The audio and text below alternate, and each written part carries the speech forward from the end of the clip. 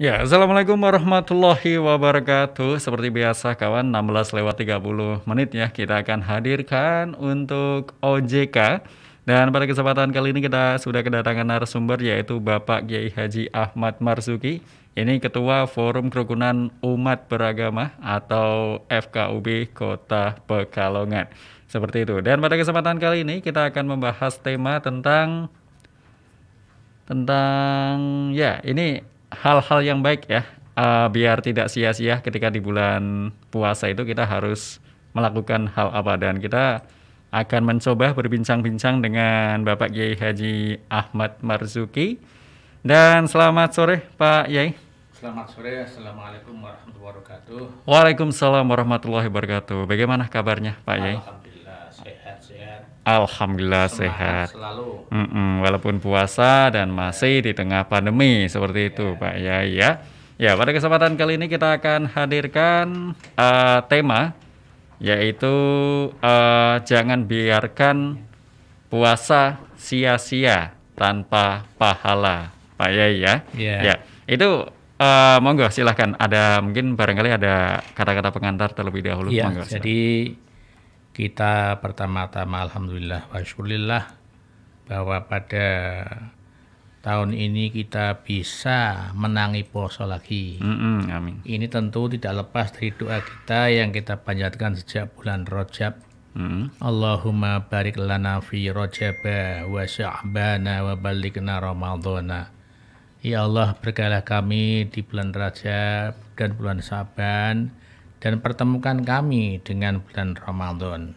Sekarang kita sudah bertemu dengan Ramadan, sungguh luar biasa karena kita juga tidak tahu apakah Ramadan depan kita bisa bertemu lagi. Oleh karena itu, mari kita manfaatkan dengan sebaik-baiknya ibadah puasa yang sudah memasuki hari yang kedua ini. Saya akan menyampaikan yaitu jangan sampai kita puasa ini sia-sia. Artinya tidak dapat apa-apa kecuali hanya lapar dan haus saja. Nah, ini ada dua hal. Yang pertama, bisa juga puasa kita itu tidak dapat apa-apa karena puasanya itu batal dan tidak dapat pahala. Yang kedua, puasanya tidak batal, tapi tidak dapat pahala juga. Baiklah, untuk yang pertama saya akan menyampaikan beberapa hal yang menjadikan puasa kita itu rusak atau sia-sia dan sekaligus tidak dapat pahala. Di sini dalam sebuah kitab yaitu kitab klasik Fathul Qarib ada 10 yang akan saya ungkap. Walladzi yafturu bi shaim asyratu asya, bahwa kalau kita mengalami 10 hal ini maka puasa kita akan rusak dan sekaligus tidak dapat apa-apa. Nomor 1 dan 2, ahaduha wa thaniha ma wasla amdan ilal jawfi al mufatih al ghairil mufatih. Kal wusuli min ma'mumatin ila ra'si.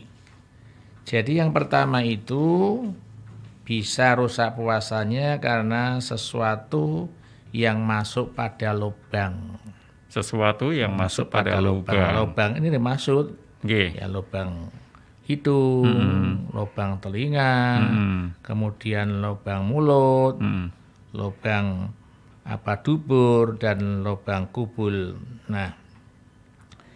Nah, pengertian masuk pada lubang itu ada dua macam. Ada yang lubang memang sudah berlubang, ada yang yang ghairul munfatih. Kalau lubang yang sudah lubang asalnya disebut al-munfatih. Sedangkan yang tidak itu ghairul munfatih. Contohnya kita jatuh misalnya. Atau naik motor jatuh lalu kepala kita kan tatu berdarah.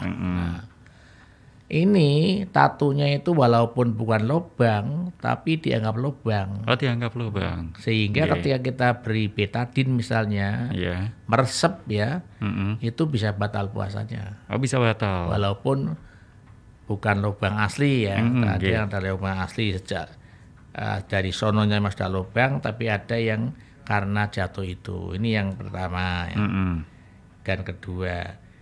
Dan yang ketiga, wasalis al-huknatu fi ahtisabilain, yaitu mengobati, berobat, wa hiya dawaun yuhqanu bihil marid fi kubulin au duburin. Jadi berobat tapi memasukkannya itu ke lubang belakang dubur misalnya. Misalnya ada sakit ambeien ya. Karena ada sekarang obat yang bisa dimasukkan itu, dimasukkan. Nah, ini batal. Nah, walaupun itu pengobatan, tapi lewatnya itu atau lewat maaf ya, yaitu alat kelamin misalnya, penyakit pas tidak bisa kencing ya, tidak kencing pas puasa atau dimasuki toler apa ya, itu juga menjadikan jadi batal puasanya. Karena berobat menggunakan lewat dua lubang itu disebut sabilain. Tapi kalau berobatnya suntik tidak apa-apa. Oh, kalau suntik nggak apa-apa. Nggak apa-apa karena kan tidak lewat lubang, diceplos itu. Namun demikian masih ada yang juga berpendapat kalau itu infus misalnya, kalau itu dari isinya itu obatnya itu untuk menambah makanan ya supaya sehat, ya ada yang berpendapat itu batal gitu. Nah, ini yang nomor 3. Kemudian yang nomor 4 yaitu alqoi amdan fa ilam yata'amad lam yabtul saumu kama sabaqo, yaitu muntah sengaja. Kalau tidak sengaja enggak apa-apa. Sengaja itu telake disogoi ben muntah ya, pengin mangan misalnya gitu. Yang kelima alwatu amdan fil farji, misalnya ini pas jadi manten pas wingi Saban tanggal tua, manten anyar ya. Manten kan mesti turu bareng terus manten aku piye beko kuwi ya. Mula saya sedang ngomong ketika saya memberikan kursus BP4 untuk calon pengantin, saya ngomong, kamu kapan nikahnya? Makanya Syawal Pak. Wah, beres. Nikahnya kapan? Saban tanggal berapa? Selawe. Aduh, itu dia. Ini berarti akan mengurangi kenikmatan karena mantan itu. Iya betul. Oh, saya sudah pengalaman, sudah pernah. Yakin bos tahu. Itu di kamar kok lali kan waktu turu bareng. Guyon ihi kelalen. Nah, ini kalau kemudian sengaja itu berhubungan suami istri, itu batal. Tidak hanya itu, didenda. Disuruh qadha 2 bulan berturut-turut. Kan repot itu. Kalau malam tidak apa-apa, bebas.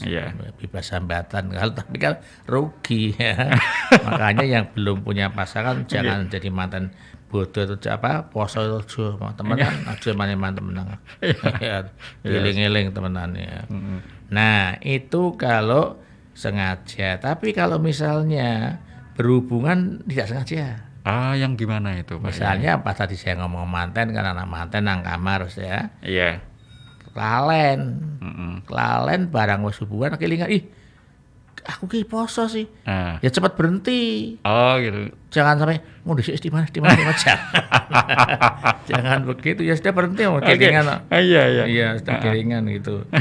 Yang keenam yaitu keluarnya sperma. Ini batal. Dari sentuhan tangan. Menyentuh misalnya. Ya kalau anak-anak muda misalnya laki-laki adus suwi halo-halo Bandung misalnya. Nah, ini juga bisa membatalkan puasa. Ya. Tapi kalau tidak bersentuhan. Misalnya mimpi. Tidak batal. Atau suami istri tapi yang menyentuh istrinya. Enggak batal. Tapi kalau disentuh sendiri batal. Disentuh gimana? Sendiri. Karena itu onani. Nggak boleh itu. Nah, maka kalau misalnya sentuhan itu bisa tidak batal kalau nyentuh itu istrinya sendiri ya, itu. Kemudian yang terakhir yaitu yang 7 sampai ke 10 itu haid, nifas,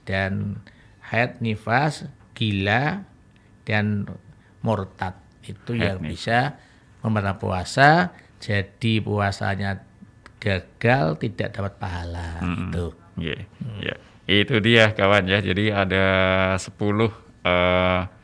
yang tadi dijelaskan oleh Pak Yai Marzuki, dan barangkali dari Anda kawan ada yang ingin bertanya kepada Pak Yai Marzuki, silahkan bisa berkirim kabar lewat SMS Center atau WA kami, barangkali kita bisa berdiskusi mengenai tema ya, hal-hal biar tidak sia-sia ketika kita berpuasa di bulan Ramadan ini, seperti itu. Nanti kita akan lanjut lagi kawan setelah pariwara berikut ini, tetap di FM 91,2.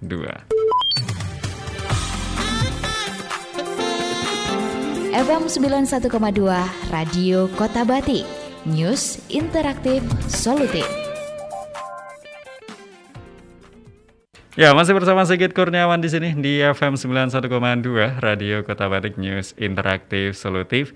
Dan pada kesempatan kali ini kita sudah tadi dijelaskan ada 10 hal yang dijelaskan oleh Pak Yai Marzuki tentang hal-hal yang bisa membatalkan puasa, seperti itu Pak Yai ya. Iya. Ya.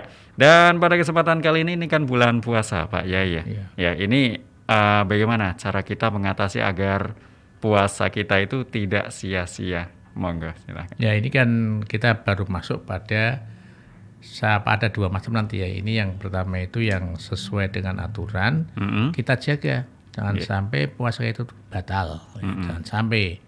Artinya ya karena kalau ada sesuatu masuk ke lubang itu batal ya hati-hati. Kalau mandi hati-hati ya, jangan sampai, terutama kalau berkumur ya.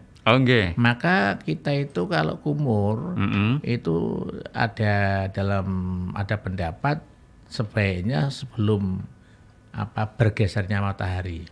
Sebelum bergesernya. Gampangane sadurunge beduk wis lah. Nah, itu kita bisa gosok gigi, bisa sikatan, bisa berkumur. Tapi selepas itu sebaiknya tidak ya. Karena apa? Ya, untuk menjaga hati-hati. Jangan sampai kalau kita sering kumur, pas kumur, apalagi kalau kumurnya itu harus mendangak ya, kemudian berbunyi itu ya, berbunyi itu. Nah, ini kita kadang bisa masuk ya.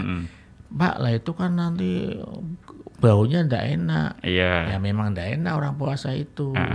Tapi keistimewaannya besok bau mulut yang ndak enak itu akan berubah wangi. Itu melebihi minyak misik gitu. Hati-hati, termasuk misalnya lali kemudian ngupil ya, hati-hati. Kemudian korok kuping ya, itu hati-hati juga karena itu bagian lubang-lubang itu demikian. Maaf ketika kita itu habis BAB, ketika beristinja, bersuci hati-hati ya, jangan sampai kemudian air ini masuk ya, hati-hati ya, kita kira-kira pokoknya jangan sampai kita gagal puasanya itu. Itu yang kaitannya dengan lubang. Demikian pula kalau memang seperti muntah, saya kira kalau muntah disengaja itu ya jarang ya. Kebanyakan kalau muntah misalnya karena masuk angin, itu tidak apa-apa. Ya, kalau muntah karena itu bukan disengaja supaya saya muntah lah, itu enggak. Termasuk makan itu kalau lupa tidak apa-apa. Jadi misalnya bangun tidur misalnya jam 1 dia bangun kok langsung ngambil makanan terus makan minum. Terus teringat loh, aku ki puasa sih. Segera berhenti, jangan aduh mana ngisi cokot pisan pupune ayam. Jangan, ya berhenti. Tidak apa-apa, teruskan. Itu berarti kamu diberi rezeki dari Allah. Amin. Demikian pula tadi masalah hubungan suami istri, kalau lupa tidak apa-apa. Tapi kalau sengaja tidak boleh itu. Ya, sengaja nggak boleh itu ya. Ya, kemudian ini ada pertanyaan Pak Yai dari Pak Lukman di Batang. Ini mengucapkan, Pak Yai, saya mau nanya, kalau kumur-kumur, kalau pakai air teh pagi hari boleh nggak sih? Matur nuwun. Ya mau teh, mau kopi susu ya. Sing penting tidak masuk airnya ya. Nggak masuk, oke. Tapi kalau kemudian Saya pakai teh supaya rasa manis lah. Tapi ini kalau itu ya bisa kita kiaskan dengan nyicipi masakan ya. Masakan misalnya. Tapi lebih hati-hati kita hindari ya. Sekarang kan kalau dulu itu ibu-ibu kalau masakan icip-icip ya, mesti di pakai susuknya itu ditaruh di telapak tangannya kemudian dicecep ya. Saya pikir sekarang itu tidak usah begitu kan bisa dikira-kira ya. Sudah bisa masak menyicip itu seperti bakmi itu kan setiap masak cicipi sehingga dia sudah kenyang sendiri tanpa makan bakminya itu. Nyicipi aja kalau sudah 100 piring udah berapa itu dicicip ya. Kan itu mesti kebiasaan ya, jadi dicicip itu mesti gitu. Ya mau pakai teh apa ya, yang penting tidak masuk. Ini bukan soal tehnya atau kopinya, tapi tidak masuknya itu. Berarti kalau kumur-kumur saja nggak apa-apa Pak? Tidak apa-apa, tidak masuk, cuma disarankan. Sebaiknya untuk hati-hati, wis poso rasa kumur. Ketika wudhu langsung, itu baunya Pak. Memang berbau memang. Namanya puasa itu kalau sudah jam 11.30, itu nanti ada pembahasan sendiri nih. Jadi makanan itu akan lumat 8 jam. Artinya kalau kita tuh sahur jam 3:30, 8 jam itu jatuh pada 11.30. Maka pada waktu itu orang-orang ini akan lemes. Karena apa? Karena sudah tidak ada aktivitas perut ini dan tidak beroperasi, berhenti lah, sehingga lemas itu.